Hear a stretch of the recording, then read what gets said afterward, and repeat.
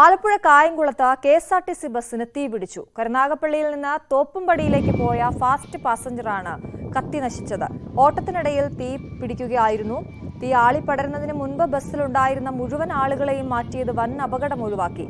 Kayamkulam MSM കോളേജിന് മുൻപിൽ വെച്ചാണ് സംഭവമുണ്ടായത്. ബസ്സിന്റെ ഡീസൽ ടാങ്ക് ചോർന്നതാണ് അപകട കാരണമെന്നാണ് സംശയം.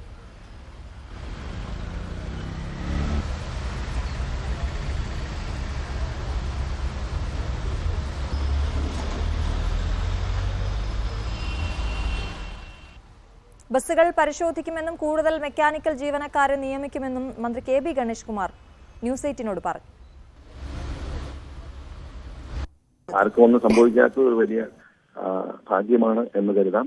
ഇനി ഇത് ആവർത്തിക്കാതിരിക്കാനുള്ള എല്ലാ നടപടികളും എടുക്കും. കാരണം ഇതിന്റെ ഒരു പ്രോപ്പർ മെയിൻ്റനൻസിന്റെ അഭാവം, പിന്നെ ഈ വയറിംഗ് തീപിടിച്ചതായിരിക്കുമെന്നാണ് പ്രാഥമിക നിഗമനം അങ്ങനെയാണ് വന്നിരിക്കുന്നത്. അന്വേഷിക്കാൻ വേണ്ടി ടെക്നിക്കൽ എക്സിക്യൂട്ടീവ് ഡയറക്ടറെ ചുമതലപ്പെടുത്തിക്കൊണ്ട് MD ഉത്തരവിറക്കിയിട്ടുണ്ട്. ഈ മെക്കാനിക്കുകളുടെ ഒരു അഭാവം ഉണ്ട്. മെക്കാനിക്കുകളെല്ലാം കണ്ടക്ടർ പണി ചെയ്യുന്നത്. അവരെല്ലാം 2 ദിവസം മുമ്പേ തിരിച്ച് അവരുടെ മെക്കാനിക്കൽ വർക്ക്ഷോപ്പുകളിലേക്ക് തിരിച്ചയക്കുകയും വർക്ക്ഷോപ്പുകളെ മുഴുവൻ ലൈവ് ആക്കിയിട്ടുണ്ട്. അപ്പൊ അതുകൊണ്ട് ഇനി ഇത് ആവർത്തിക്കാതിരിക്കാനുള്ള എല്ലാ നടപടികളും സ്വീകരിക്കും. ആശങ്ക വേണ്ട. ഇത് ശബരിമല സീസണിൽ 2 വണ്ടിക്ക് ഇതുപോലെ തീ പിടിച്ചിരുന്നു. അത് റെയർ എഞ്ചിൻ വണ്ടികളായിരുന്നു. അതും അന്വേഷിച്ചുകൊണ്ടിരിക്കുന്നത്. അതൊന്നും ഇത് വയറിങ്ങിന്റെ പ്രോബ്ലം ആണെന്നാണ് പറയുന്നത്. അപ്പോൾ ഇത് എന്താണ് പ്രോബ്ലം എന്നുള്ള കാര്യം വ്യക്തമായി കണ്ടുപിടിക്കുന്നു. എല്ലാവർക്കും അറിയിക്കാം. ഇനി ആശങ്ക വേണ്ട. നമ്മൾ എല്ലാ വണ്ടികളും ടെസ്റ്റ് ഇതുകൊണ്ട് മാത്രമല്ല, നമ്മൾ ആരംഭിച്ചു കഴിഞ്ഞു. എല്ലാ വണ്ടികളുടെയും മെക്കാനിക്കൽ സൈഡ് പരിശോധിക്കാനുള്ള നടപടികൾ ഇതിനു മുമ്പ് ആരംഭിച്ചു കഴിഞ്ഞു, തുടങ്ങിക്കഴിഞ്ഞു. പക്ഷെ എല്ലാ മെക്കാനിക്കുകളെയും മറ്റു ഡ്യൂട്ടികളിൽ നിന്നും വർക്ക്ഷോപ്പുകളിലേക്ക് വിട്ടുകൊണ്ടിരിക്കുകയാണ്.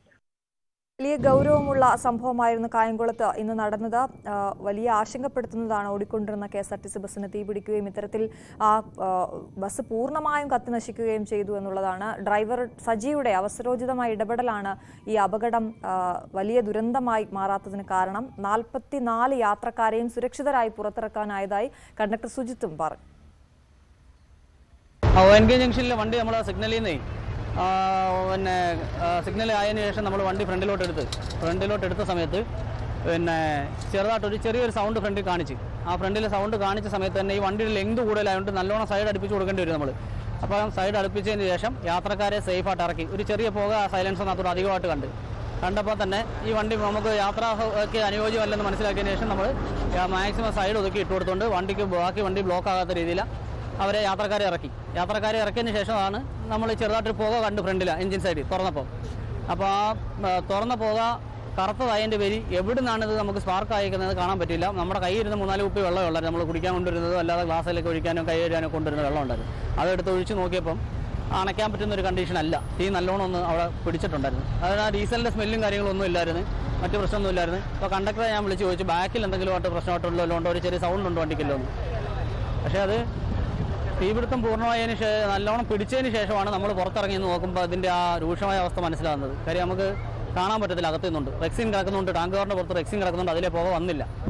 ഇറങ്ങി പുറത്ത് വന്നതിന് ശേഷമാണ് പുക അടിയിലോട്ട് താഴോട്ട് ചെറുതായിട്ട് തീ സ്പാർക്ക് ചെയ്ത് വീണ് കണ്ടത്. അപ്പോഴാണ് ഇത് പിന്നെ ഫയർഫോഴ്സിനെ 2 സൈഡും ബ്ലോക്ക് ചെയ്ത് പെട്ടെന്ന് നമ്മൾ തന്നെ പറഞ്ഞ ആൾക്കാരോട് പറഞ്ഞ് ഇങ്ങോട്ട് വണ്ടി കടത്തി വിടരുത്, ഫയർഫോഴ്സിനെ വയ്ക്കാൻ പറഞ്ഞു. 2 സൈഡും ബ്ലോക്ക് ചെയ്ത് ട്രാഫിക് എന്തായാലും ഒരു പ്രശ്നമില്ല. ട്രാഫിക് ബ്ലോക്ക് പോലും ഉണ്ടാക്കാതെ ഫയർഫോഴ്സിനെ എത്തിക്കാൻ പറ്റി. നേരത്തെ തന്നെ നമ്മൾ 2 സൈഡും ബ്ലോക്ക് ചെയ്യിപ്പിച്ച വണ്ടി ഈ ജംഗ്ഷൻ ഈ സിഗ്നൽ കഴിഞ്ഞതിന് ശേഷമാണ് കിരീട ശബ്ദം. ഞാൻ ബാക്കിൽ ടിക്കറ്റ് കൊടുത്തോണ്ടിരിക്കുകയായിരുന്നു. ഒരു ഏകദേശം 10-47 യാത്രക്കാരുണ്ടായിരുന്നു വണ്ടിയിൽ. അതിനുശേഷമാണ് ഈ സൗണ്ട് കേട്ടിട്ട് വണ്ടി സൈഡിലോട്ട് ഒതുക്കി ചെറിയ കരിയുന്ന സ്മെല്ലും കൂടെ വന്നിട്ട് വണ്ടി സൈഡിലോട്ടാക്കിയിട്ട് ഞങ്ങൾ യാത്രക്കാരെയൊക്കെ സുരക്ഷിതമായിട്ട് ഇറക്കി കഴിഞ്ഞതിന് ശേഷം നോക്കിപ്പോയി. ഇറങ്ങി വന്ന യാത്രക്കാരാണ് കണ്ടത് ഫ്രണ്ടിൽ തീ കിടക്കുന്നത് കണ്ടത്.